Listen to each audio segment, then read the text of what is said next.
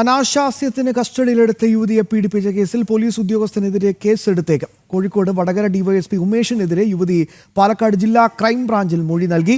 കഴിഞ്ഞ ദിവസം ആത്മഹത്യ ചെയ്ത ചെർപ്പുളശ്ശേരി CI ബിനു തോമസിന്റെ ആത്മഹത്യാക്കുറിപ്പിലായിരുന്നു ഉയർന്ന ഉദ്യോഗസ്ഥനെതിരെ ഗുരുതരമായ ആരോപണങ്ങൾ കണ്ടെത്തിയത്.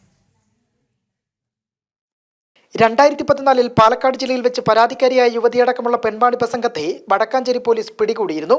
അന്ന് സർക്കിൾ ഇൻസ്പെക്ടറായിരുന്ന ഉമേഷ് കേസ് ഒതുക്കി തീർക്കാമെന്ന വാഗ്ദാനം നൽകി ഇവരിൽ നിന്ന് 1 ലക്ഷം രൂപ വാങ്ങിയെടുത്തു. പിന്നീട് ഈ തുകയിൽ നിന്ന് ചെർപ്പുളശ്ശേരി SHO ആയിരുന്ന ബിനു തോമസിന് നൽകി. തുടർന്ന് ആ ദിവസം തന്നെ യുവതിയുടെ വീട്ടിലെത്തി ഭീഷണിപ്പെടുത്തി ബലാത്സംഗം ചെയ്തതായാണ് ഉയർന്ന ഉദ്യോഗസ്ഥനെതിരായ ഗുരുതര പരാമർശം. നിലവിലിപ്പോൾ കോഴിക്കോട് വടകര ഡിവൈഎസ്പിയാണ് ഉമേഷ്.